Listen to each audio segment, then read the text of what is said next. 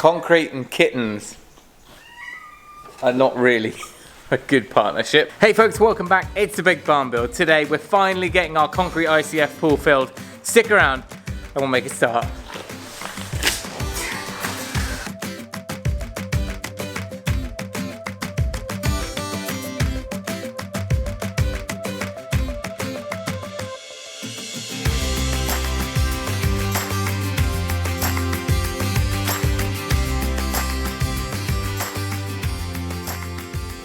Morning all, big day today. We're going to get all of our pool bits and bobs, starting to fit them into the wall ahead of the concrete pour tomorrow. The great unboxing. No, this is not going to be in. It's not in it, is it? That is deep. That's beyond the. But that's beyond the ICF. So we didn't need this for about 5 years. Yeah, so we'll never use this. We have two main drains, which are like the sumps that sit in the bottom of the pool. So we actually don't need those, we just need to know where they're going to go through the wall so we can put a length of pipe. These are the returns, so they are pre-plumbed or like factory welded, and those will just sit inside the wall. So that end is obviously visible on the inside of the pool. We'll put an elbow on from the outside in the future. It's the LED light and the transformer and stuff. But we don't need that. All we need is the housing. What we need to put into the wall within the concrete. So that's the priority. Middle way along this wall, set that in, somehow fix it in place so it doesn't float around in the concrete.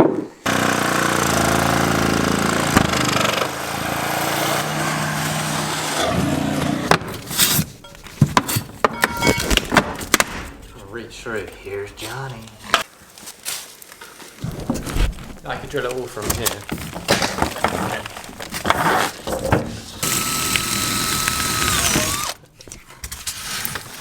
That was easy.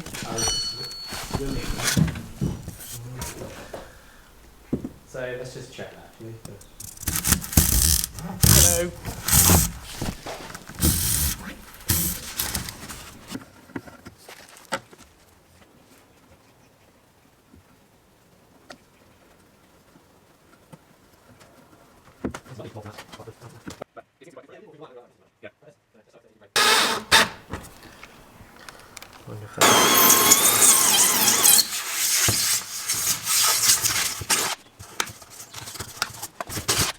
So with the majority of the fittings already in place, we could then get on with the preparation for the ICF itself.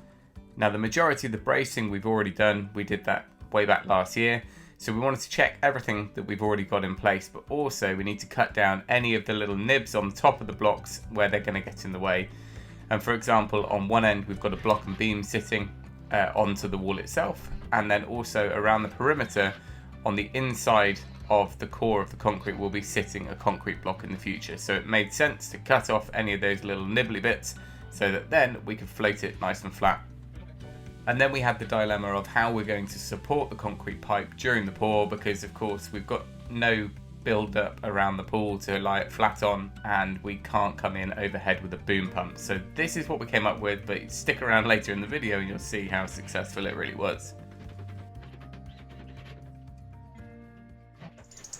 Morning everyone, welcome back. Today is a big day. We're going to be getting our ICF pour done. We did a lot of prep yesterday.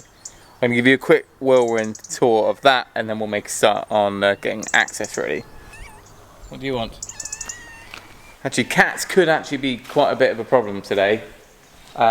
Concrete and kittens are not really a good partnership, but we'll try our best to keep them out of the area. So we've pretty much got everything out from all these pool kit boxes that we needed. Everything else is going to get nicely packed away for whenever we do continue with work. But everything's in that we needed to be in. Just stay there. Just stay there. So we're pretty confident with the bracing that we've done in here. Steve was obviously here yesterday. Oh no, I didn't film it. Steve is the chap who's come from ICF Supplies, who we bought the stuff from, and because he doesn't live too far away, he likes to pop in, and we like that because it means he can double check it. And he's actually going to come today with his vibrating poker, no less, and he is going to just monitor and check the slump on the lorry and all that sort of stuff, which is amazing. And then we're just coming up with the best way of supporting the hose, pump, boom, whatever it's called, not a boom. We're using a line pump, which basically means that the concrete is lying on the tubes of the hose are lying on the floor in sections. But that gets very heavy if you imagine however much concrete fits in that at one point. And I remember how heavy it was when we were doing the slab. So what we have got is we've got a load of these bars. We're going to lay them across. We figured we might try and run the hose down the middle, and then it's easy to slide left to right. We can pull it along, and there's no big boards of timber to get in the way of the actual pour. I've also put Mr. Forky down here so that as the line comes across the forks, I'll lift it up, and that might just take a little bit of the weight out. It might help to just get up a bit. That's where we're at. All the steel work is in now. This down here, this plant room, we've now cleaned and primed that slab in there because we're not happy. Well, it stupidly has a fall in. So we're actually going to put a thin slab, about 50 to 60 mil thick. It's 10 mil aggregate in this pour, so that's helpful. We're going to do a thin slab on there, and we've done a batten around the outside. That's going to fall towards this door, so it means that any spillages, leaks or anything like that while we're doing plumbing bits can just shed out of the doorway into an eco drain. Quickly drop into the pool and show you what's what in here. But like I said yesterday, it's all about getting the bits that are within the concrete in place. So this is the housing for the light. That's all in. The conduit goes through the blocks and out the other side. That's all sealed up. These are fixed in. Everywhere you've got a swirly helix bit, there's a kind of a plate in that ICF, so we can fix to that. And we put some back on the other side for some bonus screws. That's not going to pop out, so that's all nice. And then the two return inlets are there and here. And in that case, because we had nothing to screw into, we've just put a beam across, a batten across, which should keep that within. If you look down inside there, you can see there's our 1.5-inch pipe that goes through. We foamed it. And then it also comes through the back here, and that'll be cut, and we'll put an elbow and bring that up in the future. Some extra bracing there. We're going to keep a load in here as well because Tom's pretty good at thinking on the fly. So if we hear creaks, we can just grab a batten or grab a sheet of ply or whatever and just fix it straight to the wall. One down there, which is a bigger pipe, a 2-inch pipe, and that is the main drain. So that goes through into the plant room. That is sitting within the floor slab actually. That's how much we've got to bring this up. So that will eventually come along, tee into 2 drains on the bottom. So we don't need to know about that right now. It's all about only the bits that go through the wall. All right, Eden's doing all the birds today. I'll just do this lot. You all right in here? Everyone all right in Turkey Town? If anyone needs any turkeys for Christmas, for their DIY Christmas lunch, let me know. Fix you up. Well, we haven't used this pump before, but the idea being that the lorry and the pump truck need to be back to back. Lorry can reverse into it, it's going to mix on site, pour it into the hopper, so if we swing this gate all the way in, then the hose comes off the middle. Along here, so we want to take that gate out.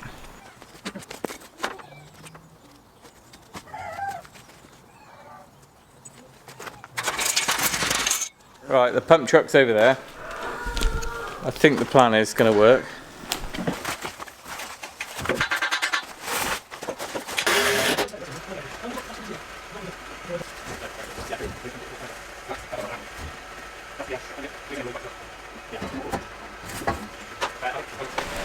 Best laid plans, everything is changing. It's just going to get too clumsy and heavy, and the poles are going to damage the foam. So we've put a strap in the middle, so we hopefully don't pull the roof down. And then we put ladders on here to span over a little bit.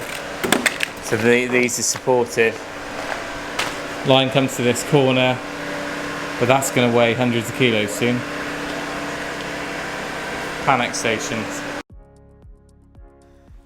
Now it's very easy for you watching this to think it's all going so smoothly and the operation is as planned. But I can tell you now, it was anything but.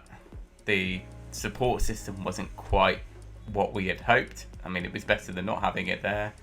but the amount of time it was taking, and we had 2 blockages, which somehow apparently was our fault, and I'm not entirely sure how, but there was just generally a bit of a pain in the backside getting all of this back end filled, and we were hoping to work our way around in 2 stages, which is what you would normally do on a boom pump, where you don't have to worry about the weight of the pipes and things like that. You can just go around like icing a cake and work your way up to the top. However, we just had to start filling right to the top at the back there, and bit by bit work our way back down the sides. Here's a look at blockage number 2. They're reducing down from a 4-inch pipe down to a 3-inch at the end into that flexi, and it seemed like that was a bit of a bottleneck, and that's where there was 2 blockages. So all the big clamps have to come off those joints, and they've got to empty it out. And of course at that point you lose 2 or 3 wheelbarrows worth of concrete that pours out onto the floor. But thankfully Tom did a huge graft and managed to shovel all of that back up and into the cavity, so we didn't waste anything, but it was just getting a little bit sloppy. And at this point they're telling me that they've got another job to go to. We're over our allotted 45 minutes or hour or whatever it was, and we said, you know, we're not going to pay for another day, we're not going to get them back again, we can't have a dry joint halfway up the wall. So we were just going to fill as much as we can, and we just worked down the sides. And at that point we just had to just grin and bear it and get through it. Tom made the good point of, it's better to just have one horrid day and just graft rather than drag it out over 2. Now you can see here how much quicker it is coming down the sides, and actually in hindsight we could have probably done away with the idea of suspending it in the middle and done some sort of trough made up of some of the eye joists or timbers sitting on top of the wall, and then just removed a section at a time, pulling back, and then we would have basically had that concrete pipe in a captive area, sliding back, less friction, less wrestling. We would just have the big S at the end to control. So we've learnt, but there was nothing about this project that was really that easy.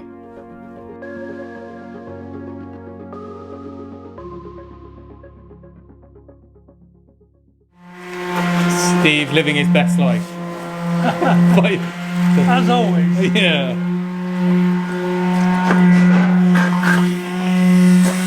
So we're not too bad along here. We're normally, I mean, this is because Tom's been bucketing it in, I guess. Yeah, if I can shift some of this. Yeah. We should have just given Tom a barrow. If I can move a bit into the corner, that'll be... Yeah.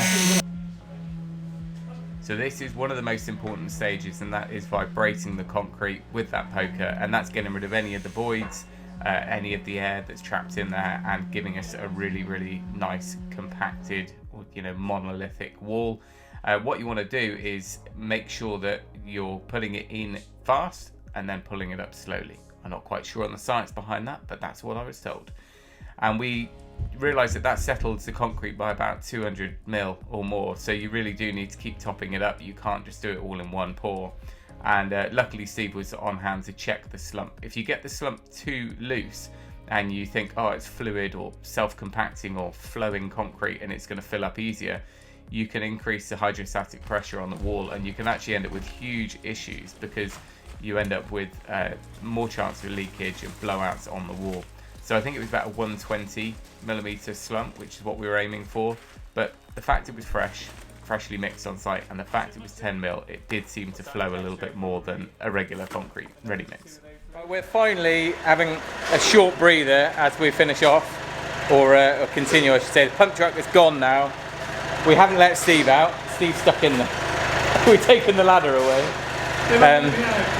It was, yeah, there were a few bits we underestimated. Obviously, we knew it was going to be really heavy, that pipe coming through, but trying to support it on the poles kind of worked. But if we'd backfilled either side, we would have possibly had a much smoother ride of it. But we spent 80% of our time filling that back end and those 2 corners. By the time we were on here, we were flying back along. So it was just an accessing more than manpower or knowledge. So, but we worked our way along. So we are short a little bit. Tom is down just. We dumped when we cleared out the pipes at the end. There was probably 5 or 6 barrows worth. They went in there where we wanted to put this screed anyway. This new little slab.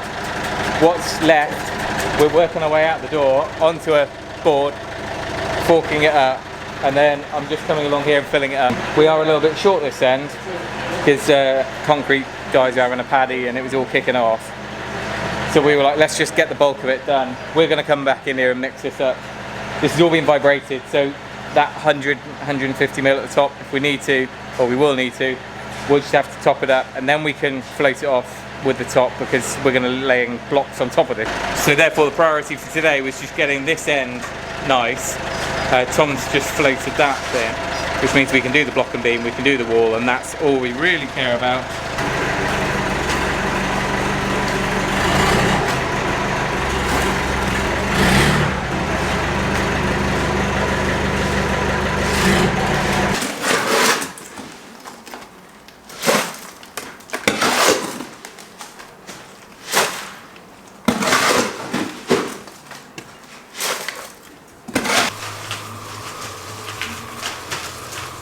Right, lunchtime over, the stress has kind of left us a little bit, and we're just mixing up some. We figured it makes sense to just do it while it's all green and we can got a nice wet joint. So we're kind of coming around here with our precarious wheelbarrowing along. We've put some I-joists on there, and we're just adding a little section of I-joist offcut once we've filled. So you can see all of this is up to the top now. We're really quite close there.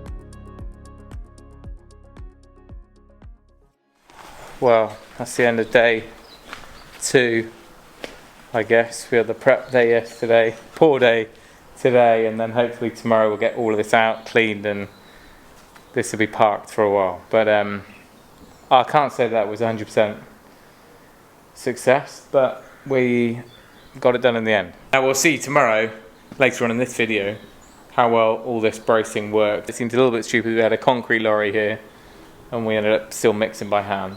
It's not like the machine, they ran out because they were mixing on site, but anyway, it is what it is. We got to a point where we got them to just dump half a cube in this corner, which worked because that we were able to then barrow that along and just get those guys off site, because that was just stressing everyone out. They obviously just didn't want to be here, and it was I don't know why. I mean, I guess they just got to get the jobs in, but they booked in 3 pump jobs for the same day. I mean, there's a lot of work involved in setting up the pump. Obviously, not every job goes to plan, like ours. So, you know, anyway, they didn't even tell us that until about halfway through the pour. So, anyway, it is what it is. As soon as they were gone, everything just changed. It was all fine, just the 3 of us. Steve was reassuring and going along here, vibrating everything in, getting everything nicely compacted, and actually, it turned out okay. Then we also put a load in here, and the nice thing is when he cleared all of the pipes through, you end up with whatever that, you know, 5 barrows worth, 6 barrows worth extra. Of course you pay for it, and rather than just dumping that in a pile, we had it put in here, and that was enough plus extra that we shoveled back out again to do this little pad in here. So we've just gone a slab over a slab to make sure we've got a nice full, and I'm just troweling that up now. But it's amazing because this is, I don't know if it's because it's 10 mil or maybe just because it's so fresh because it's mixed on site, but this is still workable.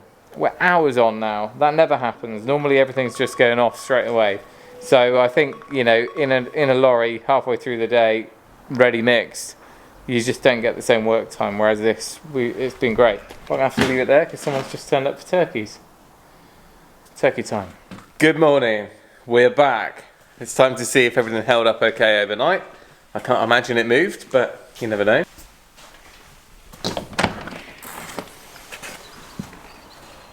Like a disaster zone. I came out last night, troweled this up a little bit more. Oh no, we've got a little bit of a low spot. That's a shame.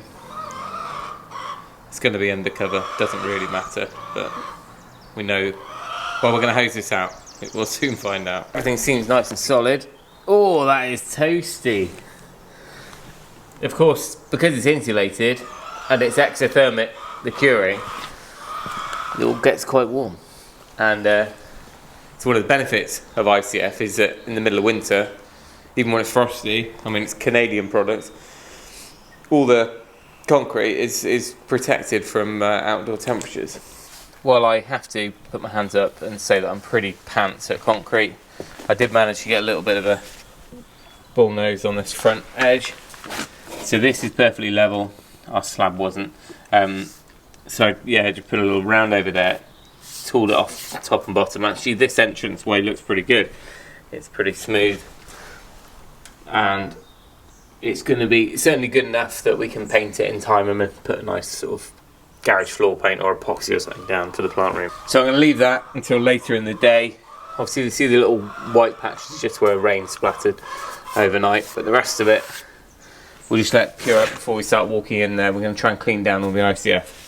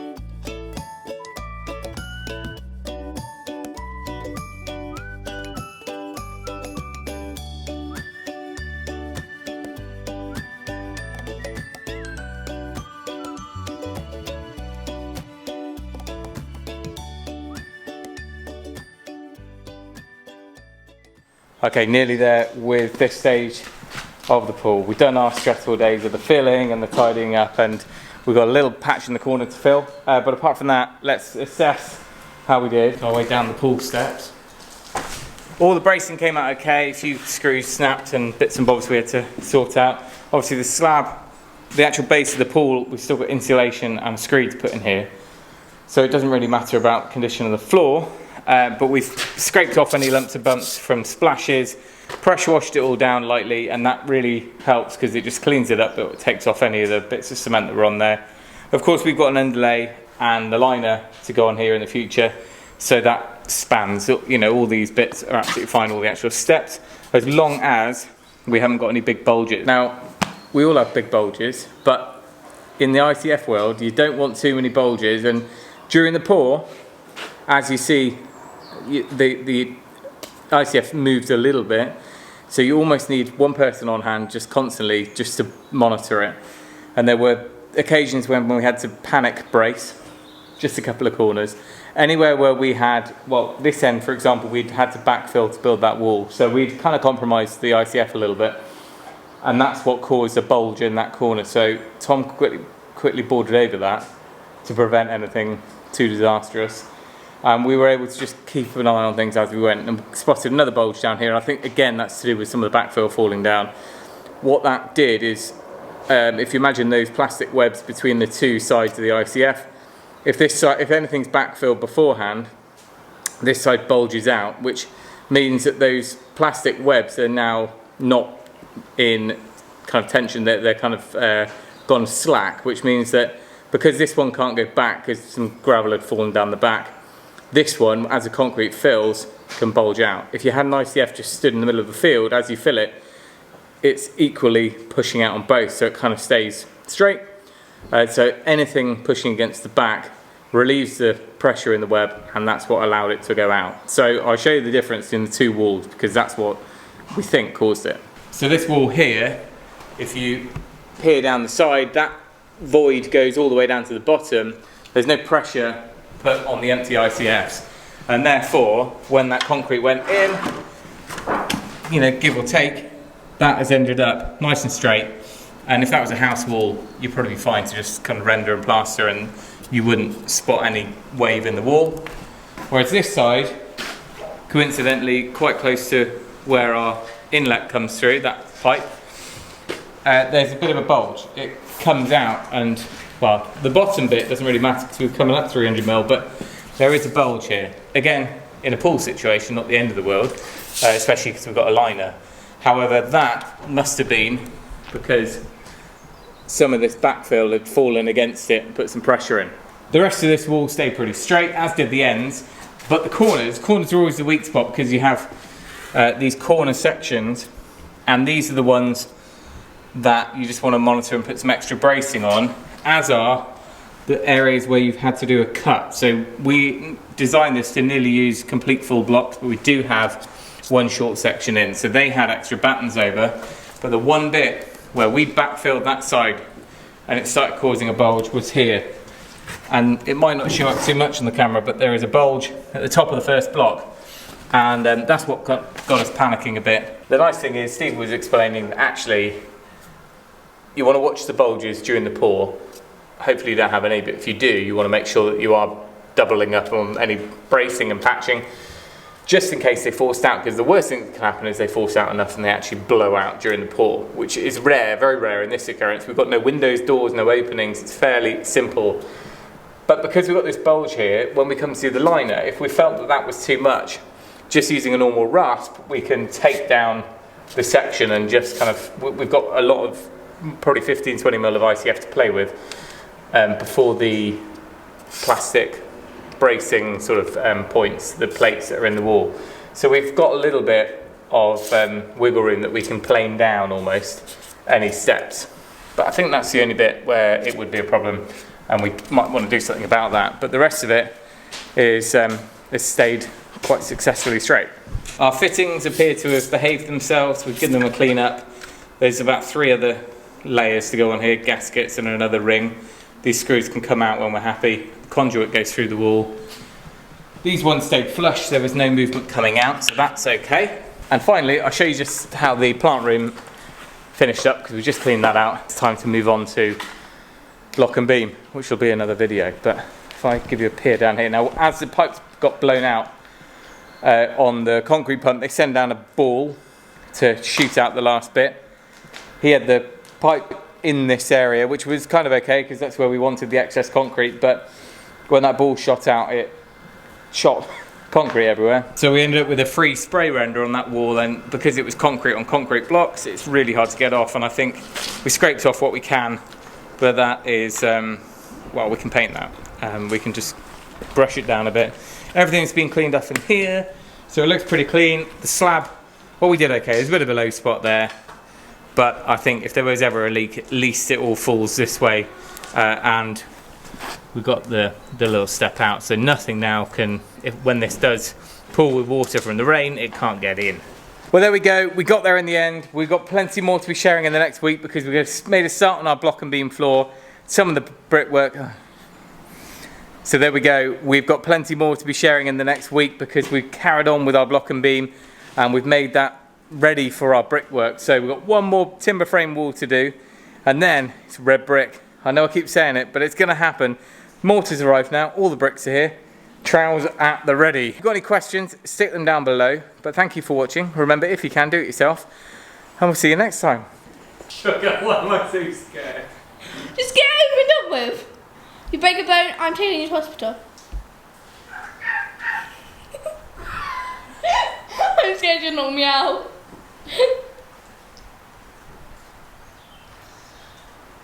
Just do it, I'm getting scared. Ah, I hit my bum. No, you don't. Let go, get off!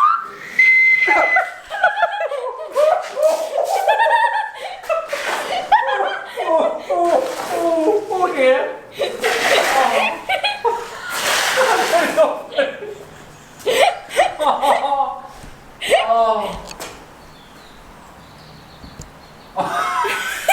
Did you get it? I'm not sure, I was so scared. You guys didn't give me any warning. Oh, you better be recording for that. My nuts. I'm still recording.